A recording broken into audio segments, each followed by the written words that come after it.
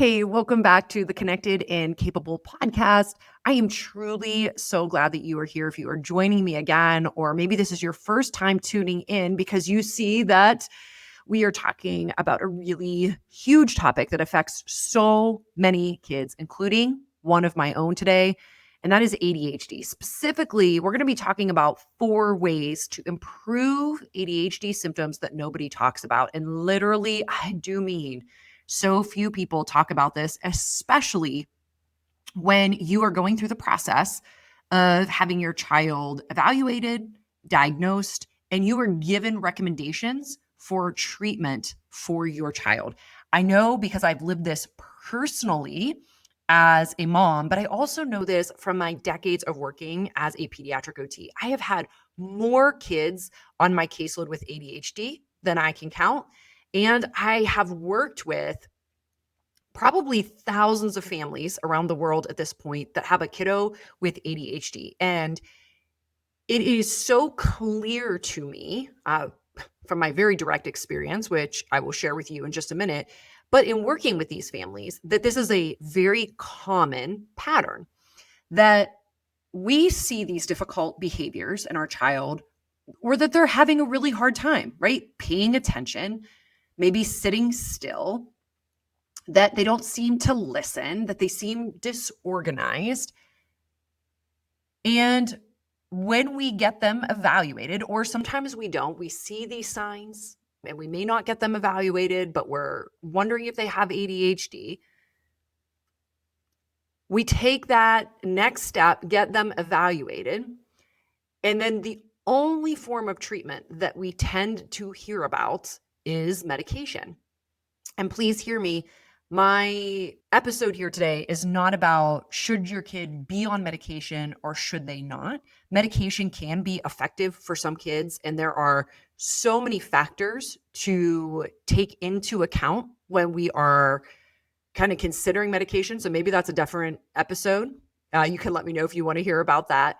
But what I really want to talk about, where my heart so much is, and those of you that are inside the Connection Hive know this with me, or if you've taken my Unlocking ADHD workshop, you know this, and that is that there is so much more that we can do to help kids with ADHD, both in supporting them, but also in actually improving their ADHD symptoms, the things that make it really difficult. Now, before I get there, there's a couple of things that I want to talk about. First, I want to talk about what ADHD really is, because our understanding of it culturally is pretty limited.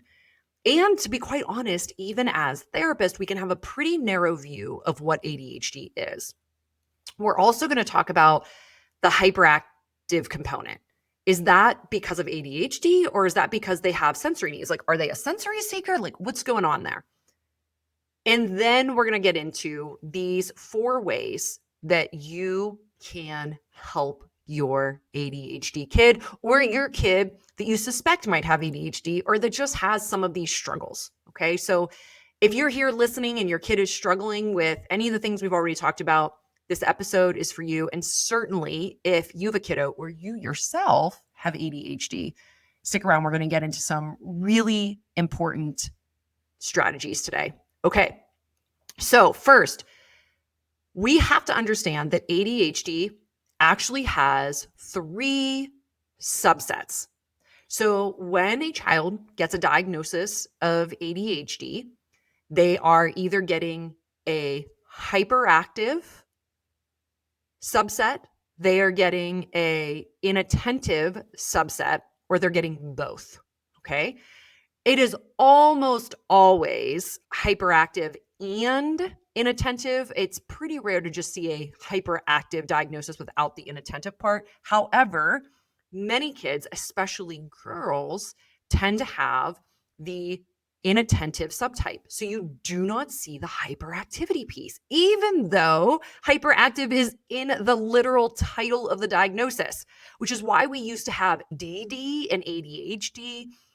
That was so confusing that they combined those terms into one, but it's still a little confusing because your kid can have ADHD and not be hyperactive. These kids tend to fly under the radar. These kids tend to not get diagnosed. And this is the subset that my child has. And here's the really interesting thing. He's a pretty big sensory seeker. Some would absolutely describe him, especially people that know him better, would maybe describe him as hyperactive. So why did he not get the hyperactive subset as well? Well, because he's able to control it. So from the very early age when I would take him to story time at the library, he was able to sit on his carpet square. When he went to preschool, when he went to kindergarten, and all throughout his school years, which he is still in, he is able to control his desire for more movement, which does mean that we see more of it at home because he is able to kind of restrain himself from getting the movement that does help him regulate. Okay. This is often the case for kiddos that fly under the radar. Okay. So their needs aren't as obvious. So these kids tend to get diagnosed a little bit later, which was the case for my son as well. Of course, I saw the signs, but I wasn't sure as I was watching development unfold. Is this really ADHD or is he a little behind in his development? Does he just have some sensory needs? Which brings us to our second point and a question that I get asked often. Well, my kid has ADHD and they do have the hyperactivity subset. So their hyperactivity is because of the ADHD, not because they're a sensory seeker. But this isn't really an either or situation. You see, these things actually go really closely together. Kids that have ADHD frequently have sensory needs, and hyperactivity is part of that. Hyperactivity is the brain's way of trying to regulate. It's trying to organize itself, and it's doing that excessive movement to try to be able to do whatever it needs to be doing in the environment. It may not seem like it if your child is jumping up from the table 100 times or can't sit down and have a meal. If they are at that circle time at the library and they're the kid that is struggling and getting up over and over and over again, it is a result of their sensory needs that are happening. It's a result of them trying to regulate their whole nervous system because that movement helps do that. Now, again, another episode, we could talk about sensory seekers and what actually helps them regulate. Because sometimes when we give sensory seekers or kids that are hyperactive movement, it just doesn't seem to help. Like they could just participate in this movement endlessly. But there are things that we can do to help sensory seekers kind of hone that in and actually help it regulate their system. Okay. So just know that we can put that on the side burner for right now. But what I really want to stress here is that we don't think about putting hyperactivity and sensory seeking in different silos. They're really the same thing. So thinking about them more holistically with how the brain works is helpful because that brings us into our next point, which is that there are ways that we can actually help our kids, ways that are proven by research that actually improve ADHD symptoms, or I would even say are just support to them. So that's actually what we're going to talk about first, and we're going to get into where sensory kind of fits into this in just a couple of minutes. But the very first thing that we want to think about when a child has ADHD is what are the executive functioning supports I can give them? Why? Because ADHD is so much more than just poor attention and possibly hyperactivity if they have that subset. It's so much more than that. See, attention is actually one of many executive functioning skills. If you listen to episode 5, we talked about 5 of them. I touched on this point a little bit.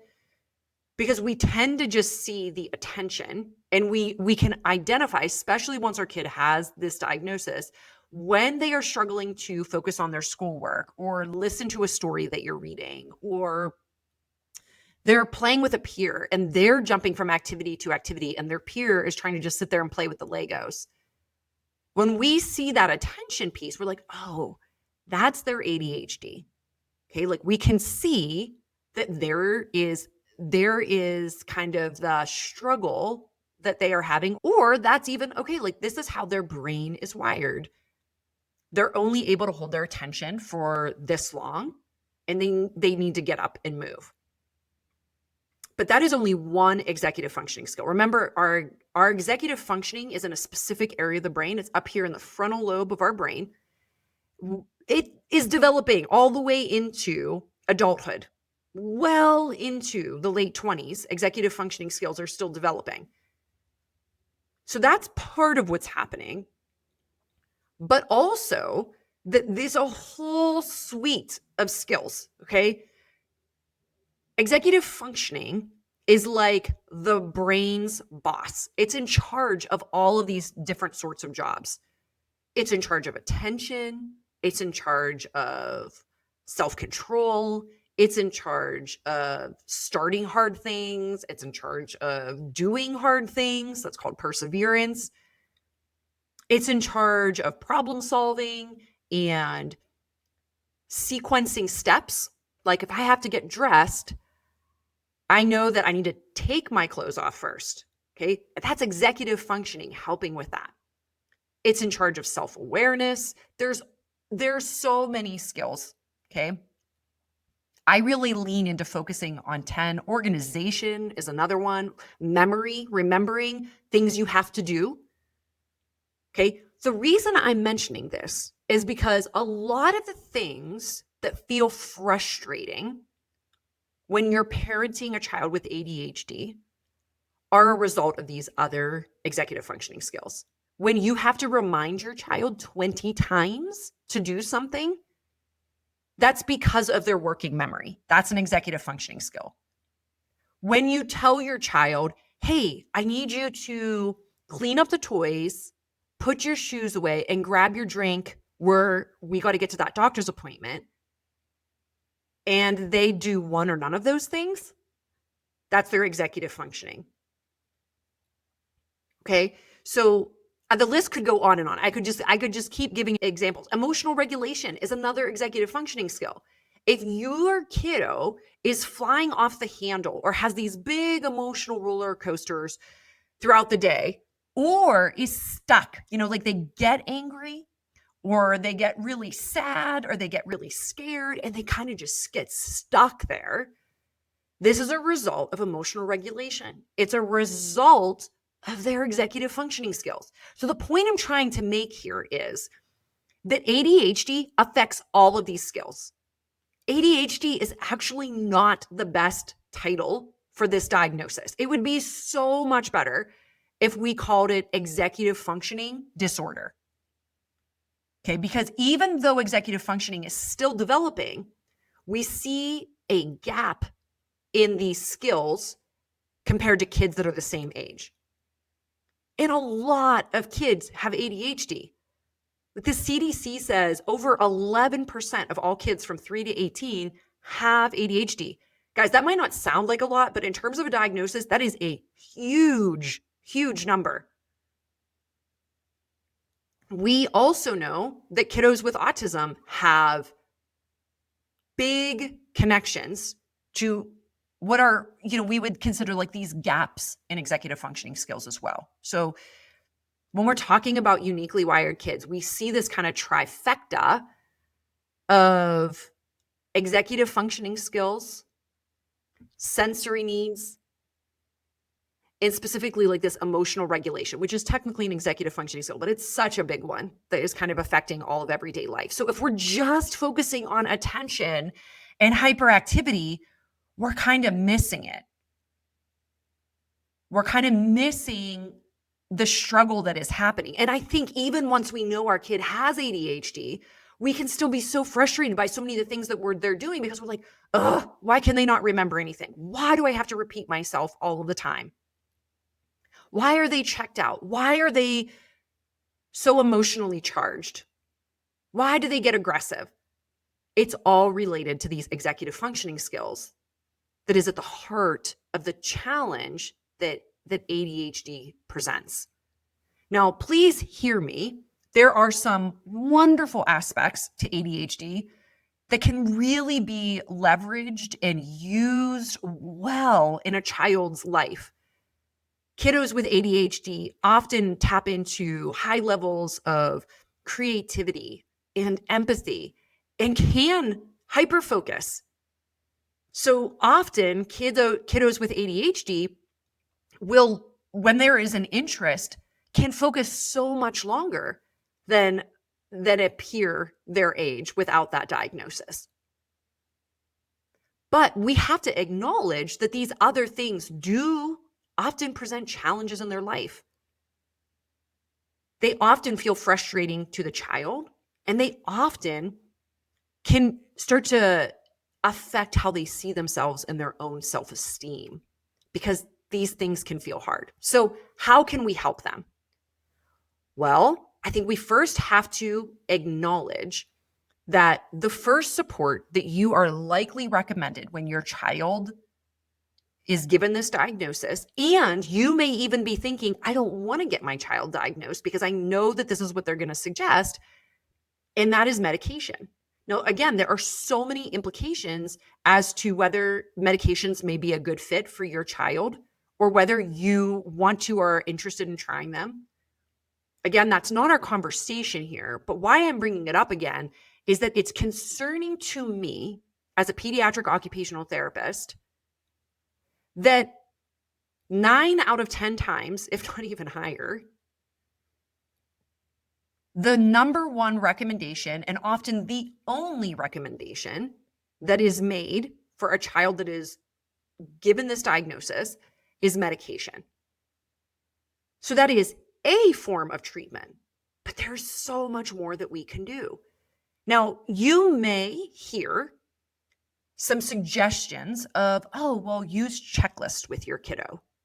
Maybe use a visual schedule. That's when you kind of show every step of an activity or even the steps of a particular activity. So if your child is having trouble sequencing how to get dressed, you may see put on underwear first on a little picture, put on socks, put on pants, and it's completely broken down so they're able to follow each step.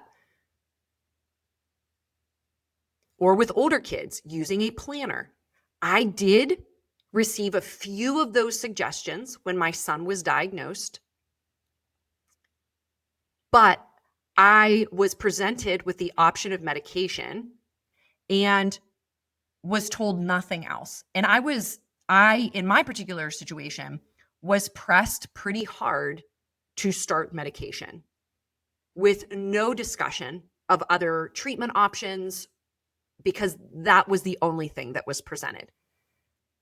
I think that is because medication is so black and white. There are kids that really respond to treatment, and it feels like a very tangible thing that we are doing, and you may see immediate results. But these other things that I'm talking about are a good other first step, and those are executive functioning supports. Like when I'm talking about the visual schedule, when I'm talking about a checklist, when I'm talking about using a planner, a timer to help them know when the next thing is coming, giving reminders to your child, setting up systems in their room that are color-coded to help keep their items organized, those are all executive functioning supports.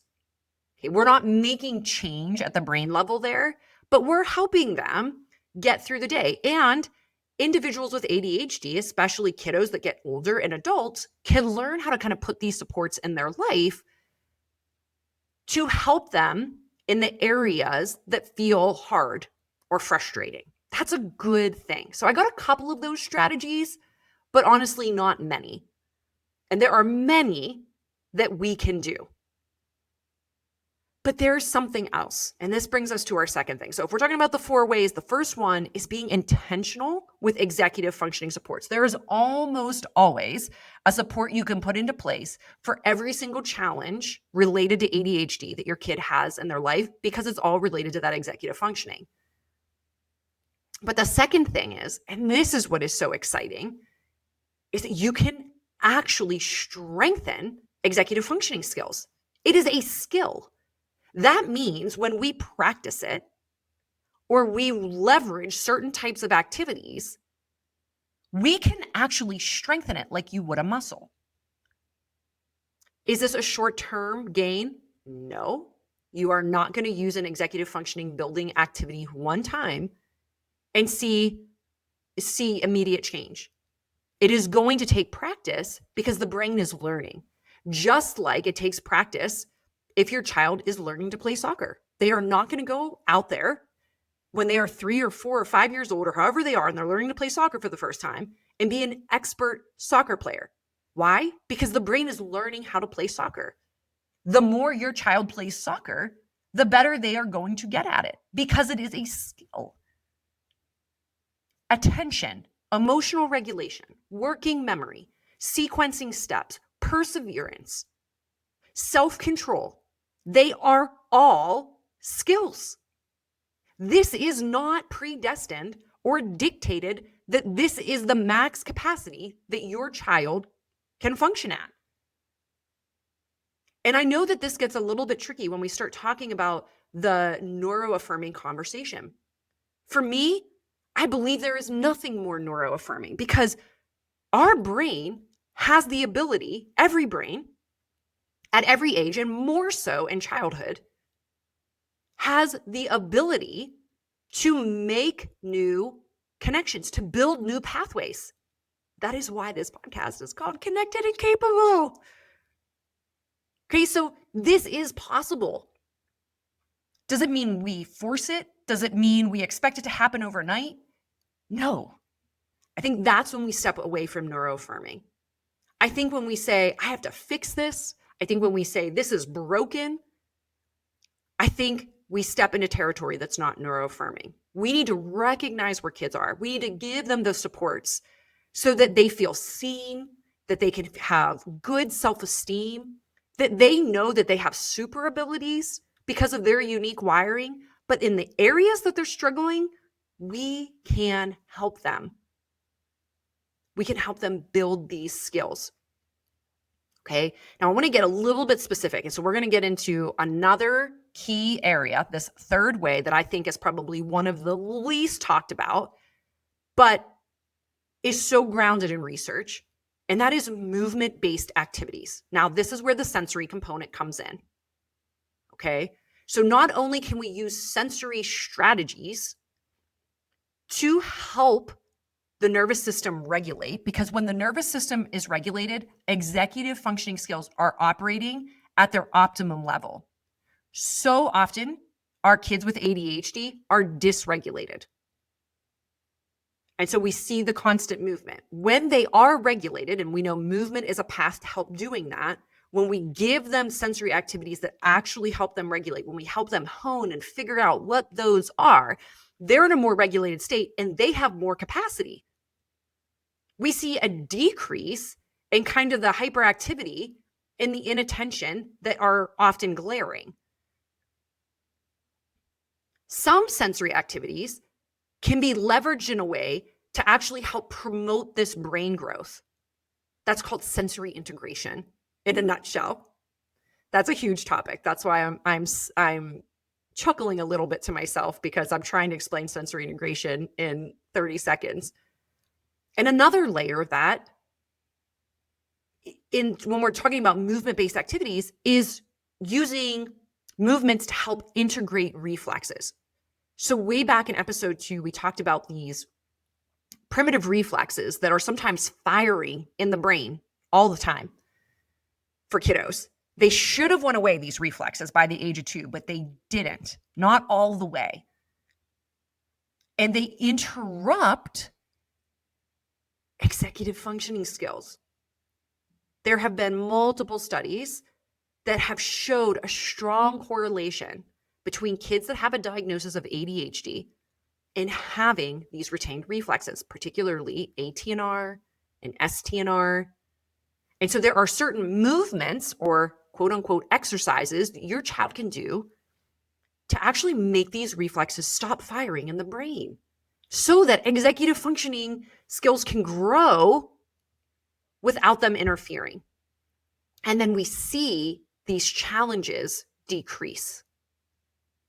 There are also numerous other studies. Again, for those of you that have taken my Unlocking ADHD workshop, that is also in the Connection Hive. So if you're a member and you're listening and you're like, wait, I didn't even know about that, it's in the library in the Connection Hive. Then you can actually try specific movements, games that are appropriate for kids as young as 4 and 5 and work for teenagers that actually have been shown to greatly reduce ADHD symptoms without any medication. I mean, gosh, that's amazing. So there is some brain stuff going on here that I don't think we fully have a grasp on, but we're seeing it show up in the research. We're seeing when kids participate in these types of movement activities that it's building skills in their brain, that this is all connected in the brain. These challenges aren't happening in separate silos. No, they're connected. And when we can leverage movement, it is actually building executive functioning skills. You know, if you're getting excited, because I am excited, if you can't tell, about executive functioning skills, I hope you join me for Executive Functioning Week. We are actually just opening it today. It's totally free. If you are in the Connection Hive, you're going to have some opportunities for extension activities and some lives, but we're going to be going over executive functioning skills in Executive Functioning Week in one action-packed short video a day to help you start to see what is the quick support that I can give my child. What is the thing I can do to help build these skills? Some of them are movement-based. Some of them aren't, but you are building longer-term skills with these executive functioning. Please, if you have a kid with ADHD, make sure that you see the show notes and sign up for this free event. I don't know if we'll ever do it again. We've never done it before, but this is so important and it's such a gap that we're missing, that it's so important that we do this. Okay, so moving on to our fourth way. All right, and I think this is going to have to be its own dedicated episode, but I would be totally remiss in not mentioning it. It's nutrition. Now, please, I know if anybody's stressing, to be quite honest, it stresses me a little bit because my ADHD kid sometimes struggles with self-control around sweets, high sugary foods, processed foods. And there are some experts out there that are doing great work around ADHD nutrition, recommending pretty intense protocols that can feel really overwhelming as a family to start to put into practice. So what I want to say here about nutrition is that, again, our nutrition, our stomach is deeply connected with the brain. Have you heard of the mind-gut connection? That vagus nerve is connecting both. It's huge, the biggest nerve in our body. Okay, so these two systems, the mind and the stomach, are very closely tied together. And so what we eat does affect our brain. I think, and it's something that we're working on in my own home, that there is a way to support nutrition without it being all or nothing, without feeling like you have to go on put your kid on a drastic diet or go on a drastic diet. But I do think, generally speaking, we want to be aware of working towards eating more whole foods, less processed or highly sugared foods. Certainly, food coloring and additives have been shown to produce more hyperactivity in kiddos with ADHD in particular. And so those are aspects that we want to start just, I would say, being aware of, if that feels overwhelming to you at all. As always, and my Connection Hive members know this, because I say it all of the time, that we do not have to make major changes or figure this all out overnight. It's always just about what is the next small step that feels doable for your family. So with the nutrition conversation, I know everybody listening is on a totally different spot on that. And if it's not for you right now, that's okay. You can lean into these other aspects. And it's why we are going to be focusing on executive functioning. So I hope that you will join me for this free week that is coming up in April. If you are already in the Connection Hive, remember you will have access to all of that and some bonus content there for that week. All of the links that I have mentioned are in the show notes. If you are a therapist listening, shout out to you guys. I know there are many OTs, PTs, and speech therapists listening, and I love that. I love that you are listening to better understand for your population, for the kiddos that you are working with. Know that all of those supports will also be added into our therapist membership, and the link for that will also be on the show notes as well. It has been so good to be with you. I think we have a lot more to talk about ADHD coming up. So I know I'm going to go write down future episodes right now, but I'm so grateful to be here with you. If you know somebody else that has ADHD, I hope you'll share this episode with them, because it's just a conversation that we do not have enough. And we need to change the way that we think about ADHD, how we support kids and even adults with ADHD.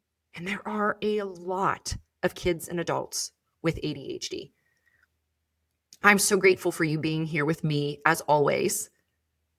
Know that you are capable. You are capable in helping your kid or the kids that you work with. It's just one small step at a time. All right. Until next time, friends.